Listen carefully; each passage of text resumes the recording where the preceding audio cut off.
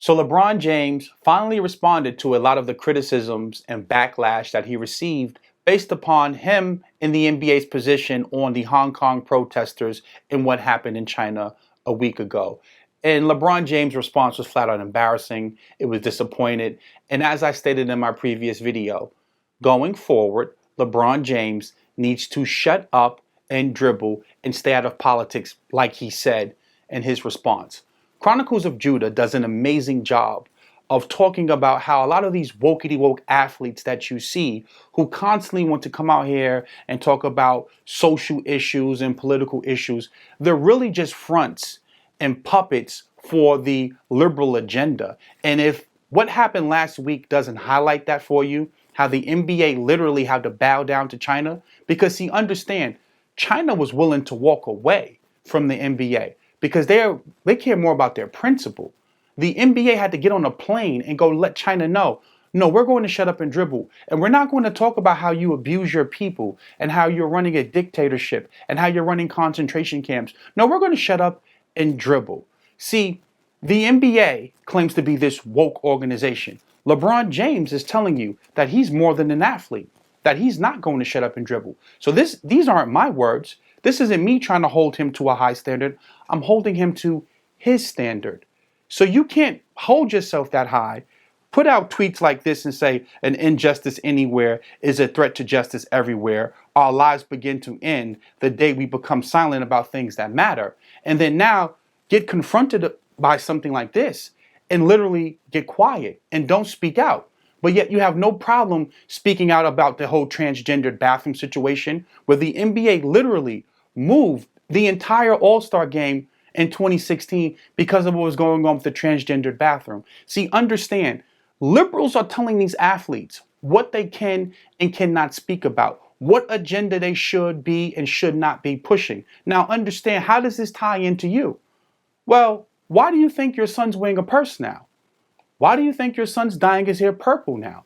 Who do you think is setting the culture? Why do you think you see so many men wearing dresses now? See, someone is telling these athletes, no, this is what you're going to push. This is what you're going to talk about.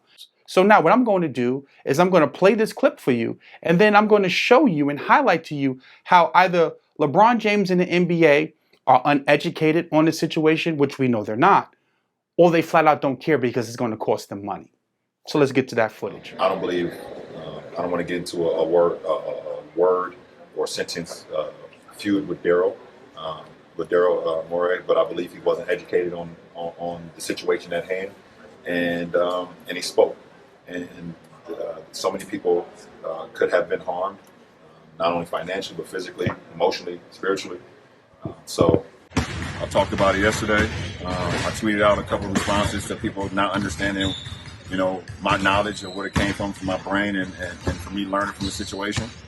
I'm talking about it now, and I won't talk about it again because I'll be cheating my teammates by continuing to harp on something that won't benefit us, trying to win a championship, because that's what we're here for. We're not politicians. I think it's a huge political thing, but we are leaders, and we can step up at times, but there's times where I'm not saying in this particular instance, but if you don't feel like you should speak upon things, you shouldn't have to. We don't know the landscape of the situation if a week would have went by and then the tweet would have happened. It's easy to say, but we have no idea. So, it was a challenging trip for all of us that was in China, and if you were not there, then you just can't relate. So we just heard LeBron James' response to what happened last week.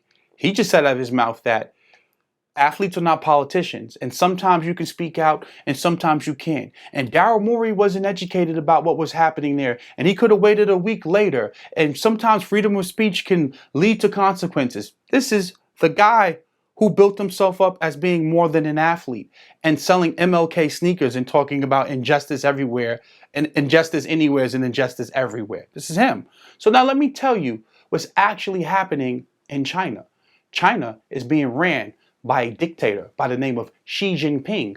China is holding over 1 million Uyghur Muslims in concentration camps, not jails, concentration camps, where, oh, by the way, they're harvesting their organs and doing all types of illegal experiments on them. But wait, it gets better. You know, the sneakers and the merchandise that LeBron James and Nike that they hawk and they sell to people? Well, guess what? They're being made in countries like China where people are making between $2 to $4 a day to make those same sneakers that they're selling for $200 to $400. Now, why is this hypocritical? Because the NBA and LeBron James, they have no problem doing business with a country that's actually really running concentration camps, but yet they won't hold the NBA All-Star game in Charlotte because of the whole transgendered bathroom situation. Or LeBron James or Steph Curry, they don't want to go to the White House if they win the NBA championship because, based upon LeBron James' words, Trump's a bum and Trump is hateful and he's divisive and the whole illegal immigration and border wall situation, it's immoral. And to hold people in cages to detain them for breaking the law, oh, by the way, somehow that's holding people in concentration camps. Now, if that's not hypocritical to you, then I don't know what is. Now, here we have a man who is saying he doesn't want to get involved in politics.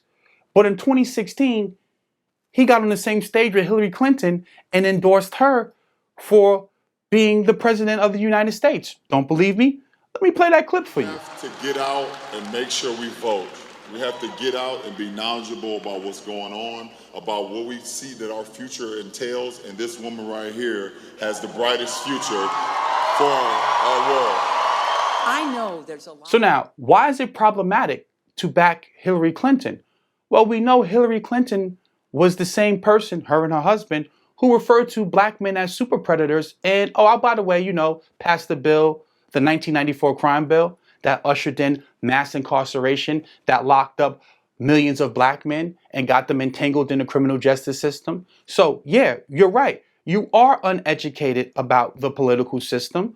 You are uneducated about politics, or you flat out don't care because someone is telling you this is the candidate that you have to support, and this is the candidate that you have to go against. See, what's happening in Hong Kong is that the Hong Kong people are protesting for basic rights that we have here. The right to be able to call your president a bum.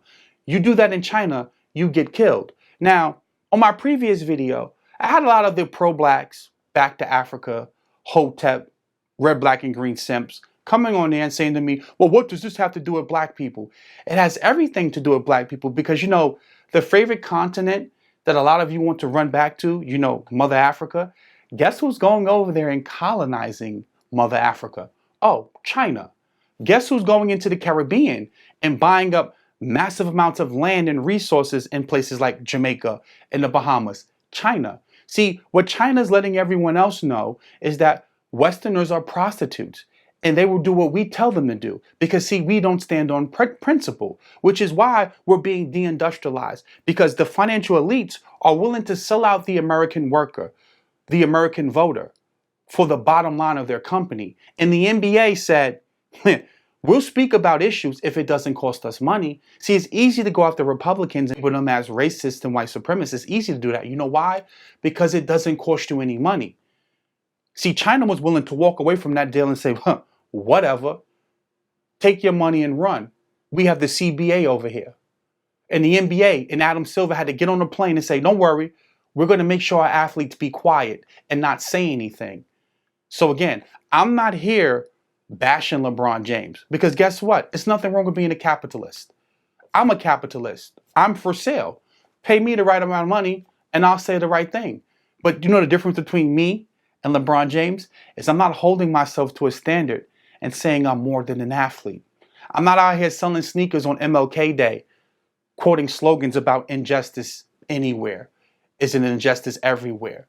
He's saying that. But yet now, when the Hong Kong people are being brutalized by the Chinese government, when Uyghur Muslims are being tortured and held in concentration camps, that's an injustice. And guess what? LeBron James was quiet.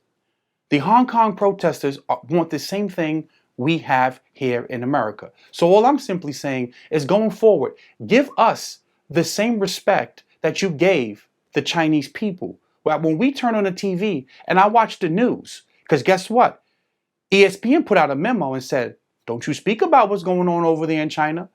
So now, I want that same respect. When I turn on the TV, I want to enjoy my sports. Because I know the political positions that you're trying to bombard me with, they're not your own. Someone's telling you that. I don't want to use the restroom with transitioning men or women. I want to use the restroom with other men. And I want my daughter to be able to use the restroom with other women. That's where I stand.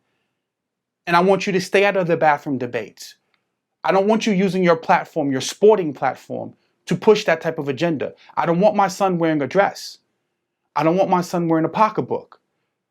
I get it. Dwayne Wade and LeBron James and all, they want their kids wearing purses and stuff like that. I don't want that.